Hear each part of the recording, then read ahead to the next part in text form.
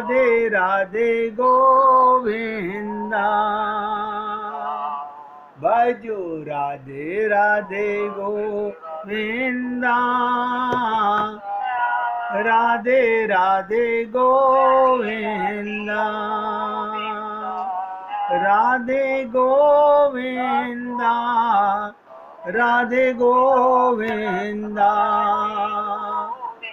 राधे गोविंदा, राधे गोविंदा, भजो राधे राधे गोविंदा, राधे राधे गोविंदा, भजो राधे राधे गोविंदा, राधे राधे गोविंदा। बहुत एकाग्रचित होकर के सुनिएगा।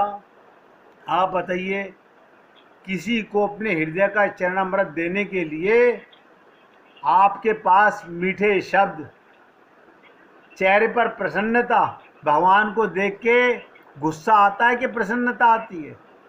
जो तुम्हारे सामने आता है उसमें परमात्मा है। तृप्ता जी, अपना मोबाइल का आवाज बंद कर लीजिए।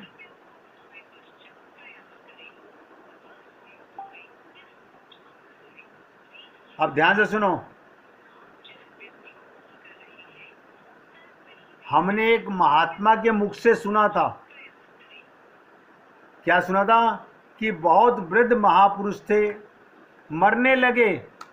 एक ने जाकर पूछा, अपने जीवन का कोई अनुभव बताओ, अपने जीवन का कोई अनुभव बताओ। बोले कि अच्छा देखो, मेरे मुंह में दांत हैं कि नहीं। ध्यान से सुनो।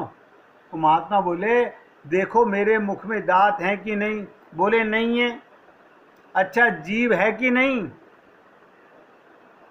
देखो, बुढ़ापे में बहुतों के दांत गिर जाते हैं। तो महात्मा ने पूछा, जीभ है कि नहीं। बोले जीभ तो है।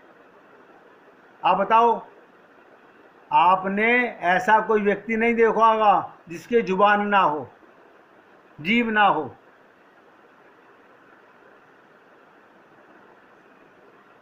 तो बोले कि जो कठोर होता है, ध्यान से सुनो, कितनी बढ़िया उसने अनुभव बताया अपना।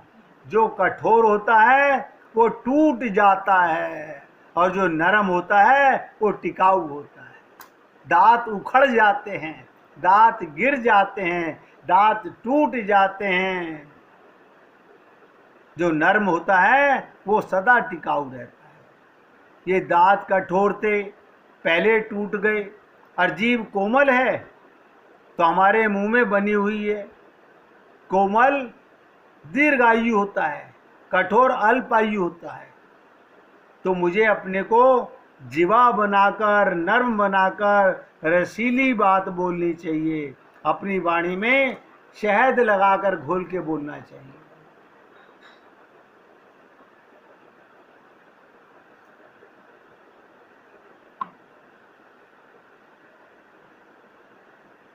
देखिएगा,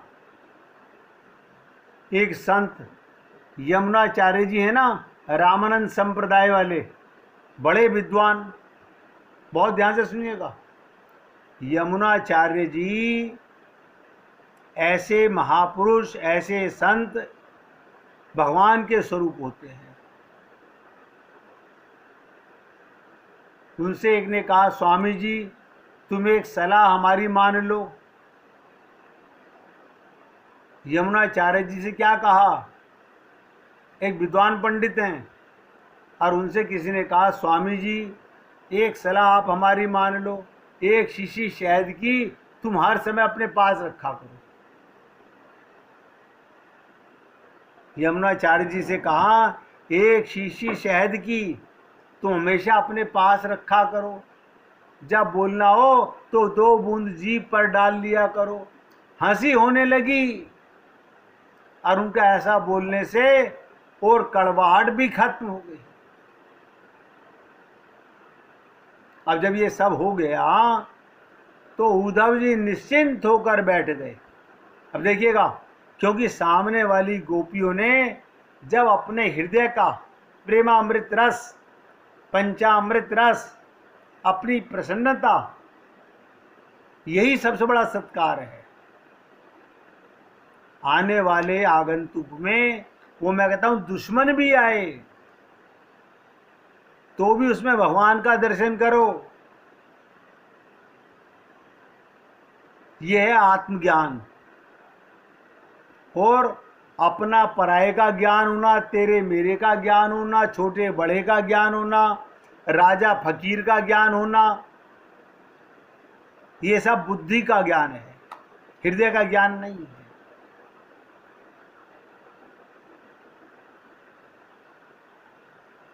तो आसन पर बैठ गए उद्धव जी और गोपियां समझ गईं कि ये श्री कृष्ण का संदेश लेकर आए हैं, श्री कृष्ण के दूत हैं।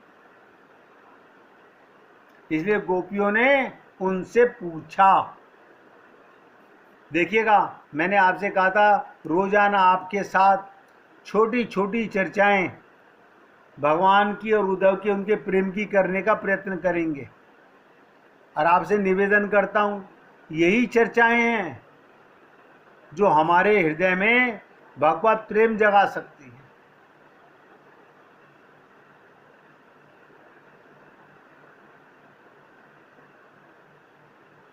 तो सुखदेव परमहंस ने सोचा, विचार किया कि गोपियों को आगे चलकर मान में आकर अटपटा बोलना है।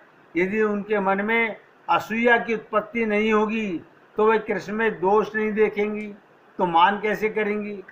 इसलिए उनके चित्त में असूया उत्पन्न होनी चाहिए।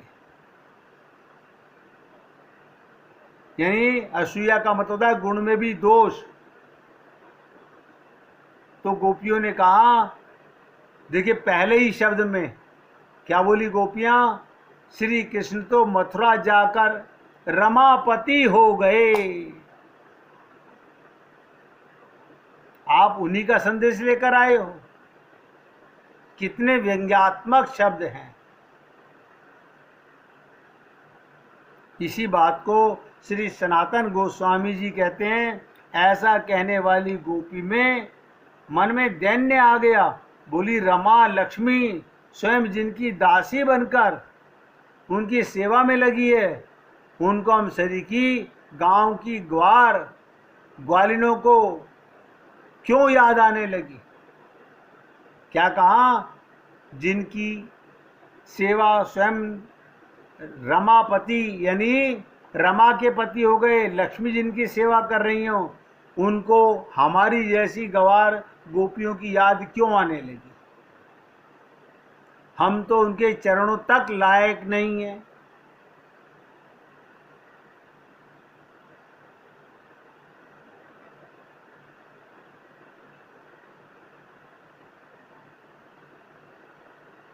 तो कहने का तात्पर्य, सृष्टि में जितने ब्रह्मांड होते हैं उनमें ब्रह्मा विष्णु महेश अलग अलग होते हैं। ध्यान से सुनो, जितने ब्रह्मांड हैं हर ब्रह्मांड का अलग विष्णु होगा, अलग ब्रह्मा होगा, अलग महेश होगा। उनकी एक एक लक्ष्मी होती है। अनंत कोटि ब्रह्मांडों में अनंत विष्णुओं की अनंत लक्ष्मियां हैं। उन सब को मिलाकर एक घनीभूत लक्ष्मी जो है उसका नाम राधा है। अब बुद्धि मत लगाइएगा।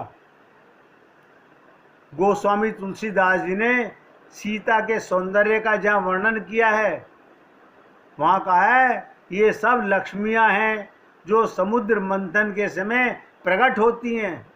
भला सीता जी के सामने वो किस काम की हैं। इसी प्रकार राधा रानी के संबंध में भागवतकार कहते हैं, श्री कृष्ण के चरणारविंद की धूली, श्री कृष्ण के चरणारविंद की धूली प्राप्त करने के लिए लक्ष्मी जी को तपस्या करनी पड़ती है। तो ये रमापति नहीं। देखो, भक्तों की बात कुछ और होती है। वो कहते हैं हम अलग अलग विष्णु की अलग अलग लक्ष्मी क्यों कहें, हम इन सब लक्ष्मियों की आधार राधा क्यों ना कहें।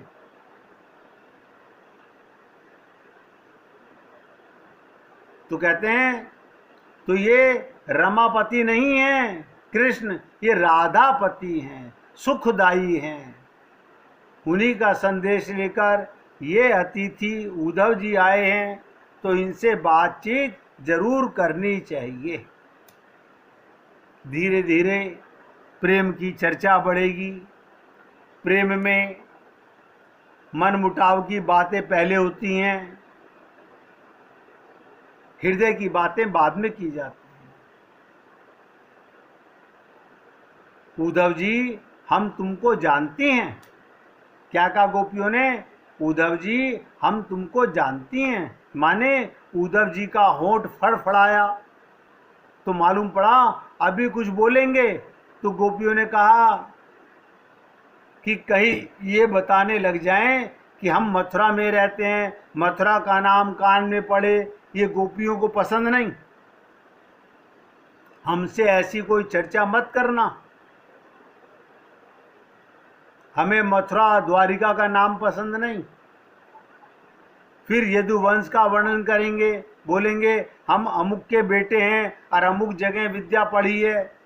ऐसे कोई अपना इतिहास सुनाने लग जावे तो गोपियों ने पहले ही संकेत कर दिया। क्या कहा? हमें मथुरा की तारीफ नहीं सुननी, हमें तुम्हारे इतिहास में भी कोई दिलचस्पी नहीं है कि तुम किसके बृहस्पति के शिष्य हो, तुम स्वर्ग से पढ़ के आए हुए हो, तुम महामंत्री हो उग्रसेन के सभा में। हमें मत बताना, हम जानती हैं। क्या जानती हैं? देखो कैसे शब्द हैं गोपियों के कि जैसा वो काला, बताइए अपने प्रीतम को क्या कहते हैं? जैसा वो काला वैसे तुम काले हो। उद्धव जी के शरीर का रंग भी भगवान श्री कृष्ण के रंग की तरह काला। अर्जुन भी काला और द्रौपदी भी काली। तो गोपियां कहती हैं कि तुम सब मथुरावासी एक ही तराजू के चट्टे बट्टे हो। आप बताइएगा कहाँ उपमा करोगे गोपियों की? जिनके चरणों की धूल स्वयं नारायण चाहते हों, भगवान श्री कृष्ण चाहते हों, तो गोपियां कहती हैं तुम हम सब मथुरावासी एक ही तराजू के चट्टे बट्टे हो। तुम श्री कृष्ण की वेशभूषा धारण करके सुनहरे रथ में बैठकर कल से यहाँ आए हुए हो। और क्या कहा? आप सोचो कैसे शब्द हैं। नंद यशोदा को सता रहे हो। आप सोच सकते हैं वो पहले ही दुखी हैं अपने लल्ला के विरह में, वियोग में, और आप उनके सामने उनके जख्मों को हरा करने आए हो। ये वर्णन करके कि श्री कृष्ण ईश्वर हैं, हमारे घर के व्यक्ति को तुम ईश्वर बना बनाकर हमसे दूर किए दे रहे हो। हमें मत बताना कि कृष्ण ईश्वर हैं। हम भली भांति जानते हैं तुम कौन और तुम्हारा यदुपति के पार्षद हो तुम। इसलिए हमारे से बोलने से पहले सब कुछ सोच लेना। यहाँ ये बात ध्यान में रखने की है, श्री कृष्ण को वृंदावनेश्वर कहते हैं, राधापति कहते हैं, गोपी कृष्ण कहते हैं। तो बोलते हैं ब्रजेश्वर, नहीं बोलते वृंदावनेश्वर।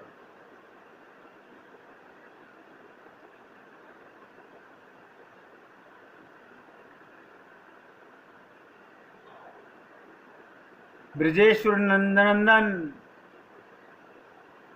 ब्रजेंद्र तन्ने, ये शब्द श्री कृष्ण के लिए चलते हैं, ब्रजेश नहीं।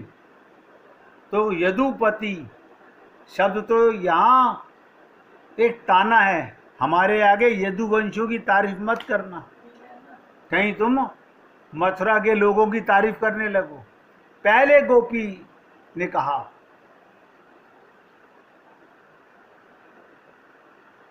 पहले वो गोपीपति थे, देखो कृष्ण के लिए कैसा ताना मार रही हैं गोपियां। पहले वो गोपीपति थे, हमारे पति थे, अब वो यदुपति हो गए जाकर के मथुरा में। पहले हम गोपियां उनसे प्रेम करती थी और उनका नाम था गोपीपति। अब तुम सब यदुवंशी उनसे प्रेम करते हो तो वे तुम्हारे पति यदुवंशियों के पति हैं, और तुम भाई हो कि मित्र हो उनके? नहीं, हम तो पार्षद कहेंगी। जब उनकी सभा जुड़ती है और वे अपनी लंबी चौड़ी हाँकते हैं, तब तुम भी लंबी चौड़ी हाँकते हो। तुम उनकी कार्यकारिणी के सदस्य हो।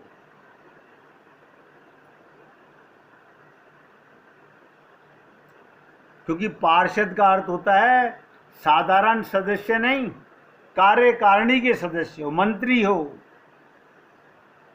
भली भांति तैयार करके यहाँ आए हो कि पहले हमको तो कृष्ण ने अपना बिछो देकर सताया और अब तुम सताने आ गए। आप सोचिएगा, ये तो अभी शुरुआत है कि गोपियां भगवान के किसी को पहले से विरह में तड़पना मिल रहा हो और उसके ऊपर तुम और आकर के नमक छिड़क दो तो उसकी क्या दशा होती। भगवान तो जब अंतर ध्यान हो गए तो भगवान का प्रकट होकर गोपियों को सांत्वना देना। बताओ, प्रसंग सुना रहा हूं। भगवान अंतर ध्यान तो हो गए, लेकिन भगवान के भी बस में नहीं कि गोपियां टस से मस नहीं हुई। मैंने कहा ना, एक कदम एक इंच नहीं सरकी। भगवान की प्यारी गोपियां विरह के आवेश में इस प्रकार भांति भांति से गाने और प्रलाप करने लगी, रुदन करने लगी। अपने कृष्ण प्यारे के दर्शन की लालसा से वे अपने को रोक ना सके, फूट फूट कर रोने लगी। ठीक उसी समय उनके बीचों बीच भगवान श्री कृष्ण प्रकट हो गए। उनका मुख कमल मंद मंद मुस्कान से खिला हुआ था। गले में बनमाला थी, पीतांबर धारण किए हुए थे। उनका ये रूप क्या था? सबके मन को मथ डालने वाला, कामदेव के मन को भी मथने वाला। ये भगवान का स्वरूप है, कामदेव के मन को भी मथ सकता है। लेकिन देखो, हम कितने बड़े सेठ, कितने बड़े विद्वान, हम कितने बड़े ज्ञानी, हम कितने बड़े पुजारी, हमारे मन को भगवान ने अब तक नहीं मथा है। क्यों? क्योंकि हमें अपना पता चले तो भगवान हमारे मन को मथे। इतना सब सुनने के बाद भी व्यवहार में अपने को स्त्री कहना, पुरुष कहना तो ठीक लगता है, लेकिन अभी भी आत्मज्ञान ना होना बहुत निकृष्ट बात है। भक्त की पहली क्लास यही है कि जो अपने को आत्मा मानेगा वो परमात्मा की ओर जाएगा। ये शरीर मरण धर्मा, इस देह में आप भगवान को जान सकते हो, भगवान को पा सकते हो, लेकिन देह भगवान को नहीं पा सकता। देह का कल्याण नहीं हो सकता। और हम लोग कसम खाकर बैठे हैं हमें तो देह का ही कल्याण करना है। इसलिए क्योंकि इनकी जो चर्चाएं हैं गोपियों की और उद्धव की, अभी उद्धव जी धीरे धीरे पिघलेंगे। कैसे? कोई आग हो, उसमें थोड़ा सा पानी डालो, वो और जोर से भड़कती है, फिर पानी डालो, फिर भड़कती है, धीरे धीरे शांत होती है। और धीरे धीरे यही उद्धव आगे सुनोगे कि कैसे गोपियों के चरणों की धूल पाने के लिए लालायित हो जाएंगे।